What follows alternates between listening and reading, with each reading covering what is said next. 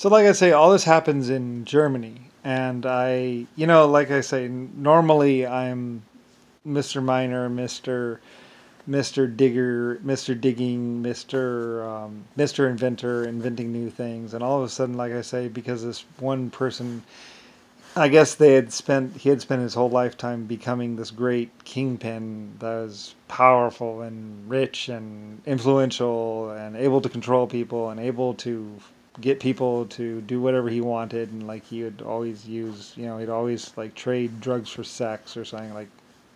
And other people were like, "So you want me to?" It's like, no, no, money or work or something. I was like, no, I don't do that. I have too big of an operation anyway. Like, it was really weird because it's like, because even the police were like, "So we're investigating you now then." Because like I was the one that would pay for the police department and everything else, and all of a sudden, I take over the largest drug supplier ever, and I normally pay the police, and he normally would kill or try and get my police or corrupt my police, and all of a sudden I kill him with my battleships because I built him a safety house, and like I know the defense is better than like literally they just pull out the drawer and be like, and that would be property number 268. Yes, we gave him. That's a 12 millimeter thick reinforced slab. Yes, okay, yes, okay. Yeah, we're gonna need this kind of shell. I was like, okay, yeah, I get that. We built the house, so yeah. Anyway, I had built the defenses for it. So, and other people were like, "How did you know what he had inside his house?" And it's like, well, I built the defenses for it, and we poured the concrete. He came to me and he wanted a safety house. I don't know how that looks. I really don't know how that looks, really. But I mean, he had killed so many people, and he had raped, and he had tortured, and like he had tortured some of my own police department people, and we found out about how he had done worse stuff or more stuff, and we actually were looking for a couple of our police officers or a couple of our people, our investigators, and they were missing, and then we find out what he did to them, and then we find out about these other people that are really bad, and then so we take them down as well. It just becomes like this domino effect. And then so I also end up with their stuff because they were really horrible people, because I guess in the drug business you just have to be horrible or something like that. But it's like, well, okay, no, we're not doing it like that. We're supplying, for one thing, I was getting it made more potent. I was actually getting real researchers in there, and also getting real agricultural people in there to also increase his yield. And we increased his yield by about like a third or something like that, because he didn't have the people I did.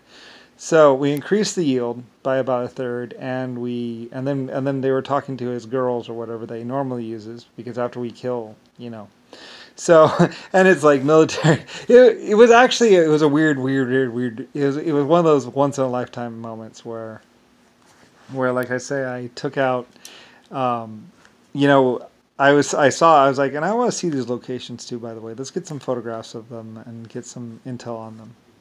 Because like, so. So they start doing all these raids, and some people even volunteer to like. Because like and I almost do it without, I forget if people knew about exactly what I had done or not, but we start raiding like within a week or within 2 weeks, we're raiding people in another country or whatever, because this leads to that, and we're and so my ships, and that's another thing, is most people 3 ships is all they got, maybe 4. But like I'm like, yeah, and task 2 more of the battleships on that too, and so like 2 more of my battleships like heat up. I'm like, and pull that one off that job site, and let's go ahead and hit that 3rd site. So I was like, yeah, and pull all that. And there's that one off on that job site. Go ahead and get going on this other, because there was 3 sites that we knew of, and so like within 3 weeks, it took like a week or 2 to take him down or something like that. It happened pretty quick actually. And there's some prolonged fighting, some guerrilla fighting. They went and hid or whatever. Anyway, so and simultaneously, like we're landing troops and we're going after things, and then like there's a couple other sites, and then so like I say, we find out about some other stuff on somewhere else. So then I'm tasking 6 ships on it. I had the 3, and then I was tasking 6 ships on it, and then I'm tasking another things, and like I said, I have a mothball fleet as well. So I had all these other like leftover old ships. I was like, okay, and let's go ahead and get that. And it actually goes down to where I'm actually using an old galleon. Like we're getting spread so thin that I'm down to my galleons. I have a couple galleons, some old galleons, and I think I might have even bought it someone's ship or something like that. Like they're like, well, we don't really. How many ships do we? I was like, how many more ships do we have? I think we had 6 or 8 or something like that ships. So and I was like, well, I really want to get that last one too. Let's go ahead and get that one. Yeah, pull a galleon out of the thing. I think maybe I might have sold some ships and I might have had to buy them back. And I was like, yeah, we're probably going to want to buy this back because I don't know if it's going to live through this attack. So we're actually, like, I'm serious. It's modern day times, like 1920, 1890 or something like that. And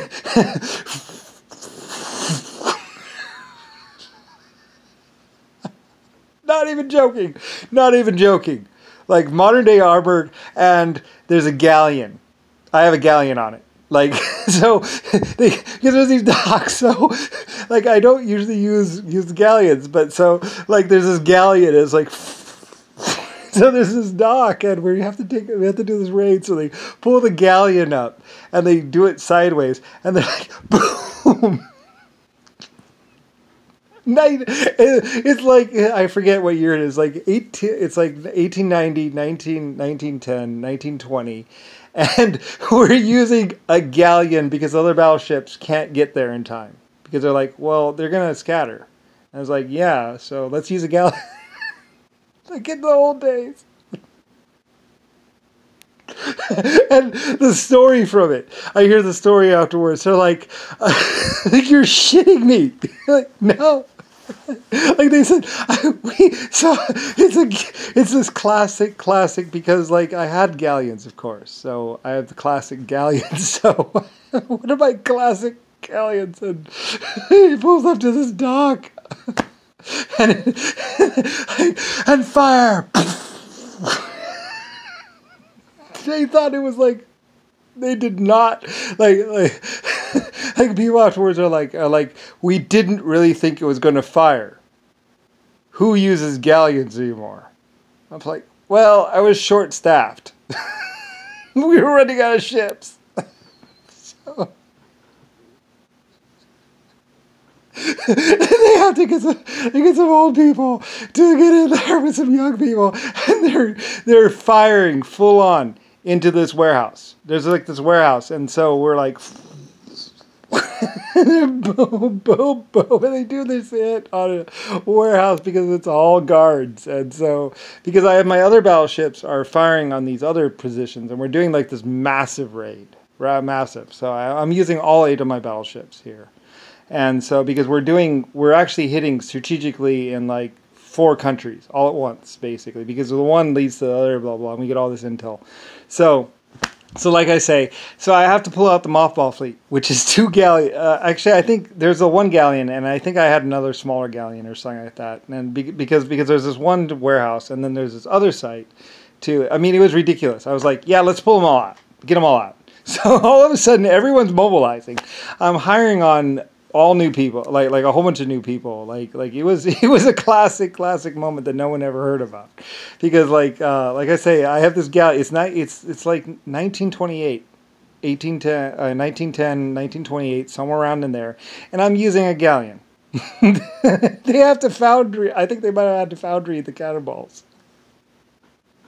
Like can you? I thought about it afterwards. Like at the time, it seemed so rational.